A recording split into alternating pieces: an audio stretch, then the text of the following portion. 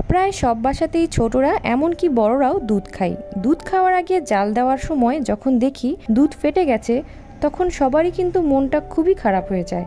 এখন এতগুলো দুধ ফেলে দিতে হবে? সেই ফেলে যাওয়া দুধ যদি ফেলে না দিয়ে যদি আমি কাঁচা ছানা তৈরি করি, একই স্টেপে সেই ছানা দিয়ে যদি মুখরোচক সন্দেশ তৈরি করি, তাও আবার মাত্র 2টি উপকরণে মাত্র 1 ঘন্টায়, তাহলে কেমন হয় বলুন তো?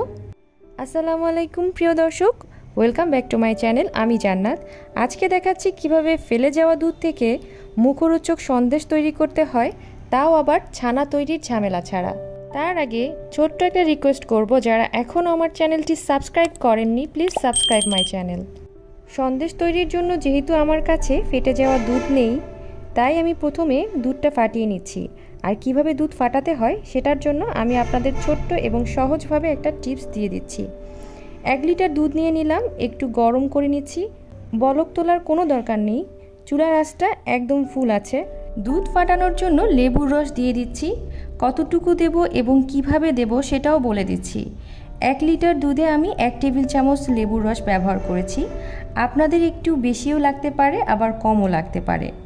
যখন দেখবেন এরকম দানা দানা হয়ে গেছে, তখন আর লেবুর রস দেওয়ার কোনো প্রয়োজন নেই।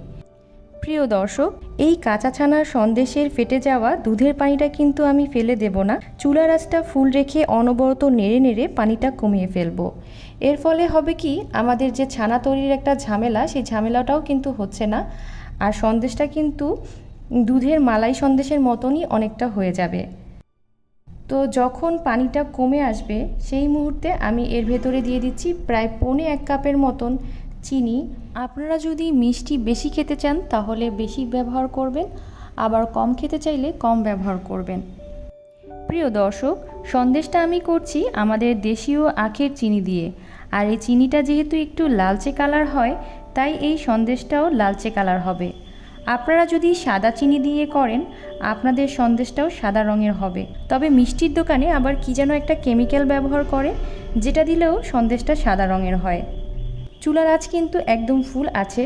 সাইডগুলো দেখতে পাচ্ছেন একটু একটু ঘি দেখা যাচ্ছে, অথচ আমি কিন্তু এখানে কোনো প্রকারের ঘি ব্যবহার করিনি। এই ঘিটা কিন্তু ছানা জাল করতে করতে ছানা থেকে বের হয়ে এসেছে। সন্দেশ তৈরি করতে এই ঘিটুকু কিন্তু আমাদের লাগবে। অনবরত যদি না নাড়ি, তাহলে কিন্তু সন্দেশের নিচে লেগে আসবে আর সন্দেশের কালারটাও ভালো আসবে না। আনুমানিক 20 মিনিটের মতন জাল করে নিলাম। দেখুন পানি পানি ভাবটা কিন্তু অনেকটা কমে এসেছে, খুব বেশি পানি কিন্তু দেখা যাচ্ছে না। এখন আমাকে বাইন্ডিংয়ের একটা কাজ করতে হবে, সেজন্য দিতে হবে মাওয়া। তবে আমি একটু ফাঁকিবাজি করছি। মাওয়ার পরিবর্তে এখানে আমি দিয়ে দিচ্ছি গুঁড়া দুধ। অল্প অল্প করে গুঁড়ো দুধ দিচ্ছি আর মিক্স করে নিচ্ছি। এই পর্যায়ে এসে চুলার আঁচটা কিন্তু মিডিয়াম করে দিতে হবে। গুঁড়া দুধটা দিয়ে ভালোভাবে মিশিয়ে নিতে হবে, যাতে করে গুঁড়া দুধটা জমাট না বেঁধে যায়। তো আপনারা গুঁড়ো দুধের পরিবর্তে মাওয়া ব্যবহার করতে পারেন। তো আমি মাওয়ার পরিবর্তে গুঁড়ো দুধ ব্যবহার করছি, কারণ সাধারণত সবার বাসায় কিন্তু মাওয়াটা থাকে না, গুঁড়ো দুধটা কিন্তু অ্যাভেলেবেলই থাকে। তো আমি 2 টেবিল চামচ পরিমাণ গুঁড়ো দুধ এখানে ব্যবহার করেছিলাম। তো দেখুন এতেই কিন্তু সন্দেশটা পারফেক্টলি জমাট বেঁধে গিয়েছে। এভাবে যখন নাড়তে নাড়তে দেখবেন প্যানে আর লেগে থাকছে না, ওই পর্যায়ে কী করবেন, চুলাটা বন্ধ করে দেবেন। তারপরে একটা বক্সে এটাকে সেট করার জন্য নিয়ে যাচ্ছি। তো বক্সটাকে আগে একটু ঘি দিয়ে ব্রাশ করে নিচ্ছি। তো দেখুন সামান্য একটু ঘি এভাবে হাতে নিয়ে আমি বক্সটাতে ব্রাশ করে দেব।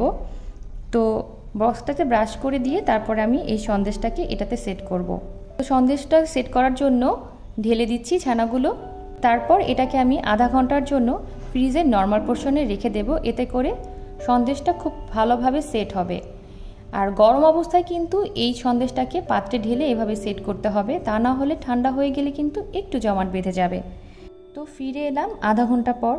আধা ঘন্টায় এই সন্দেশটা যথেষ্ট পরিমাণে সেট হয়ে যাবে। আপনাদের হাতে যদি বেশি সময় থাকে তাহলে বেশি সময় রাখতে পারেন, তবে আধা ঘন্টা বা 20 মিনিট রাখলেই এই সন্দেশটা ফ্রিজে নর্মাল চেম্বারে তাহলে খুব সুন্দরভাবে সেট হয়ে যাবে। তো আপনাদেরকে একটু হাত দিয়ে দেখাচ্ছি, দেখুন এটা কত সুন্দরভাবে সেট হয়ে গিয়েছে, এটা কিন্তু পড়েও যাচ্ছে না।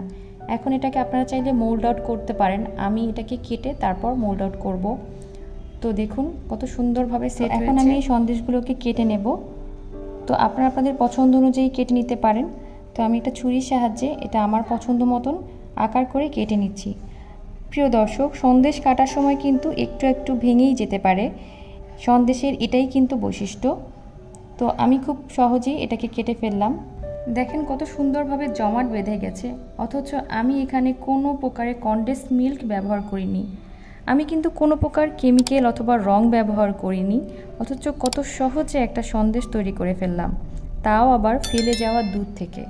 এখন নিশ্চয়ই দুধ ফেটে গেলে আর ফেলে দেবেন না, আমার মতন এভাবে ঝটপট মজাদার সন্দেশ বানিয়ে নেবেন। এটা বাচ্চারাও কিন্তু দারুণ পছন্দ করবে। আসছে ঈদে, এই রেসিপিটা কিন্তু আপনারা দুধ দিয়েও তৈরি করে ফেলতে পারেন খুব সহজে। তো ছানা তৈরির ঝামেলা ছাড়াই কিন্তু খুব সহজে এই রেসিপিটা তৈরি করা যায়। তো আজকের ভিডিওটা ভালো লাগলে অবশ্যই একটা লাইক আশা করছি, আর ভিডিওটি সম্পূর্ণভাবে দেখার জন্য সবাইকে ধন্যবাদ জানাচ্ছি। যাওয়ার সময় ছোট্ট একটা রিকোয়েস্ট করব, যারা এখন আমার চ্যানেলটি সাবস্ক্রাইব করেননি, প্লিজ সাবস্ক্রাইব মাই চ্যানেল। সবাই ভালো থাকবেন, সুস্থ থাকবেন, আমার জন্য দোয়া করবেন। আল্লাহ হাফেজ।